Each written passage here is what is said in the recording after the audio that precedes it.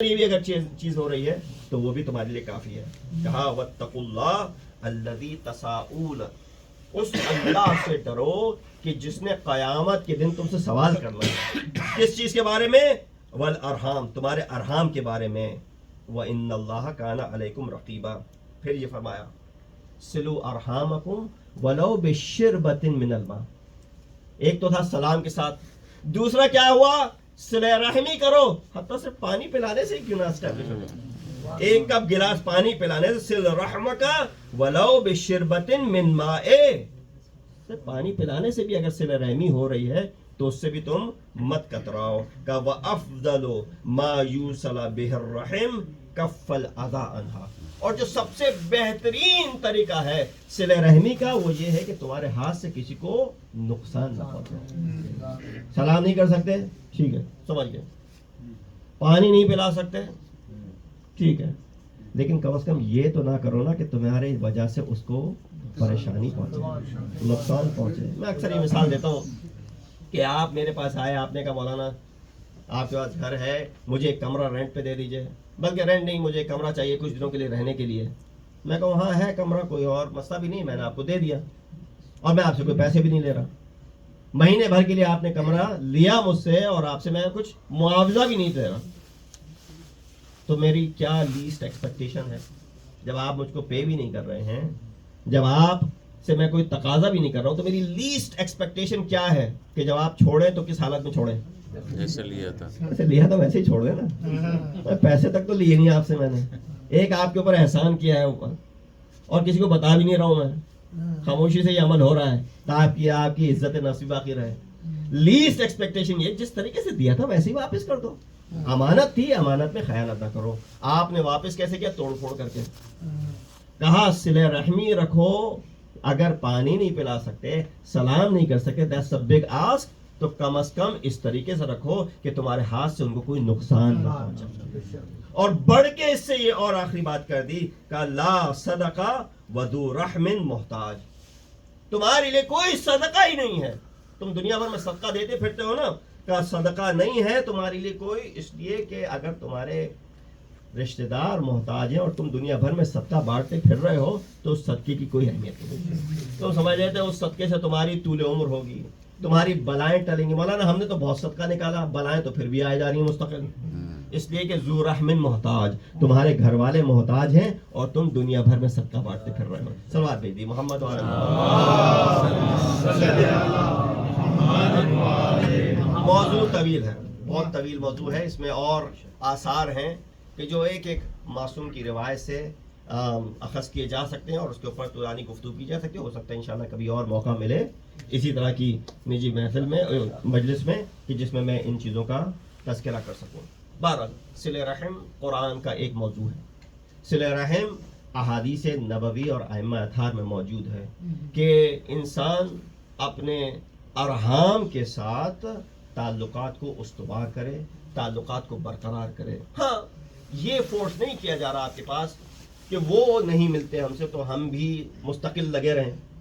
آپ کی عزت نفس جا رہی ہے اس میں. ایک شخص جو ہے وہ مستقل آپ سے جو ہے وہ تعلق برقرار نہیں کرنا چاہتا. آپ قرآن یہ نہیں کہہ رہا کہ آپ بار بار اس کے سامنے جا کے اپنے آپ کو جھکائے چلے جائیں، نہیں، یہ نہیں کہہ رہا اسلام. اسلام یہ کہہ رہا آپ کم از کم جب اللہ کی بارگاہ میں کل پہنچیں تو آپ کے پاس کچھ پروف ہو کہ ہاں میں نے کوشش کی تھی. اب وہ کوشش اتمام حجت تھی. اب اس کے بعد سے اللہ نہیں چاہتا کہ آپ بھی اپنی عزت کو مجروح کریں. کوئی کسی کی عزت کو مجروح کرنا نہیں چاہتا. جو اکثر لوگ سوال یہ کرتے ہیں کہ بھائی وہ تو ہم سے نہیں ملنا چاہتے، ہم کیوں ان سے جو ہے بار بار. نہیں، بس اتمام حجت کر دی، آپ کی طرف سے کچھ نہیں ہے. اور اگر باہر ملے تو سلام کر دیا، باہر ملے تو سلام کر دیا، پانی طلب کیا، پانی پلا دیا. اس کے ذریعے آپ نے جو ہے وہ صلہ رحمی کو برقرار کیا. عزت نفس کو مجروح کرنا ضروری نہیں ہے. یہ ایک ہو گیا ریزن. لہذا انسان کوشش کرے کہ ان چیزوں کے بڑے دور رس کیا ہیں، نتائج ہیں. ان چیزوں کا قرآن نے جس چیز کا وعدہ کر رکھا ہے وہ سوء الدار، آخرت، دنیا میں رسوائی اور آخرت میں رسوائی کا وعدہ کر رکھا ہے. لہذا یہ آیات قرآن کی don't take it for granted. ان آیات کے اندر یقیناً وزن ہے، ان روایات کے اندر یقیناً وزن ہے، اور ائمہ اطہار کی سیرت کے اندر بھی وزن ہے. امام کس طریقے سے ملتے تھے، کوئی اگر آتا تھا امام سے ملاقات کرنے کے لیے، کوئی اگر امام سے لا تعلقی کرتا تھا گھر والوں میں سے، تو امام خود جاتے تھے چل کے. ہوا چوتھے امام کا واقعہ ہے، امام زین العابدین علیہ السلام کا، جس امام کے ایک رشتہ دار نے امام سے بدتمیزی کی. ایک تو امام معصوم، دوم یہ کہ گھر کے بڑے ہیں، بدتمیزی کی ایک شخص نے جو رشتہ دار تھا امام کا، امام کے کزن لگتا تھا، اور بد زبانی بد کلامی کر کے چلا گیا. امام سے یہ کہا مثلا کہ آپ جو ہے وہ یہ جو بیت المال ہے جو آپ کے ہاتھ میں ہے، آپ اس سے میری مدد کریں. تو امام نے بیان کیا کہ میرے ہاتھ میں نہیں ہے کہ میں جو ہوں ہر ایک کو اس سے دے سکوں، یہ لوگوں کی امانت ہے میرے ہاتھ میں. یہ کوئی اور ریزن رہا تھا، اس نے امام سے بد کلامی کی. اب بنتا کیا تھا، امام وقت ہے، لوگ بھی امام کو یہ کہتے ہیں آپ کو کچھ کہنے کی ضرورت نہیں ہے، لیکن امام خود جاتے ہیں اپنے شخصی مال سے. امام اس کے دروازے کو کھٹکھٹاتے ہیں، شخصی مال سے اس کی مدد کرتے ہیں. لوگوں نے اس کو بتایا کہ امام آ رہے ہیں تمہارے گھر پہ، وہ ڈر گیا، سہم گیا. بھائی امام وقت ہے، امام کے ہاتھ میں یقیناً پاور ہے، طاقت ہے، امام کچھ بھی کر سکتے ہیں. اب وہ ڈر رہا ہے کہ امام آ رہے ہیں بدلہ لینے کے لیے. ادھر دروازہ کھٹکھٹایا، امام نے وہ مدد کی جس کے اس کا تقاضا کیا تھا. وہ دیکھ کے پلٹ گیا، کہا میں سمجھا تھا کہ میں نے جو بدتمیزی کی تھی آپ اس کا صلہ دینے آ رہے ہوں گے، لیکن آپ تو صلہ رحمی کے لیے آئے. یہ امام کا طور طریقہ تھا. اور بہرحال یہ صلہ رحمی تو تھی، لیکن میں کہوں گا کہ حسین نے کس طریقے سے اس صلہ رحمی کو مد نظر رکھتے ہوئے اپنی اولاد کو اپنے سے جدا کیا. صلہ رحمی کا تقاضا یہ بھی ہے تو ہے نا کہ آپ جو ہے وہ گھر والوں کا خیال رکھیں، آپ ان کے ساتھ نیکی سے پیش آئیں، آپ ان کو کسی قسم کی پریشانی نہ پہنچنے دیں. لیکن اے حسین، آپ کا امتحان اتنا بزرگ ہے، آپ کا امتحان اتنا بڑا ہے کہ آپ کو اس مرحلے سے گزرنا ہے کہ آپ کو یہ صلہ رحمی کے زمرے میں نہیں آتا ہے جو حسین نے قربانی عطا کی ہے، جو حسین نے قربانی دکھائی ہے کہ کس طریقے سے امام حسین گھر کے ایک ایک فرد کو ساتھ لے کے آئے ہیں. لوگ تو کہہ رہے تھے کہ حسین بچوں کو چھوڑ جائیے، بیویوں کو چھوڑ جائیے، آپ اکیلے جانا چاہتے ہیں چلے جائیے. امام ایک ایک گھر کے فرد کو ساتھ لے کے آتے ہیں، اور امام جانتے ہیں کہ یہ ایک ایک گھر کا فرد کس مشکل سے گزرے گا. لہٰذا اگر آپ کو مثال دیکھنی ہے تو میں بھائی کی مثال دیتا ہوں. کربلا میں حسین کا ایک بھائی بھی موجود ہے، اس بھائی کو آپ ابو الفضل عباس کے نام سے جانتے ہیں. صلہ رحمی کی بات ہو رہی ہے نا، بھائی کے ساتھ کیسا سلوک ہونا چاہیے. امام حسین نے حضرت عباس کے ساتھ کس طریقے سے سلوک رکھا، کیسے اپنا بھائی بھائی کہہ کے پکارا. حضرت عباس تو احترام میں مولا کہتے تھے، بھائی کہنے کی ہمت نہیں ہوتی تھی، مولا کہتے تھے.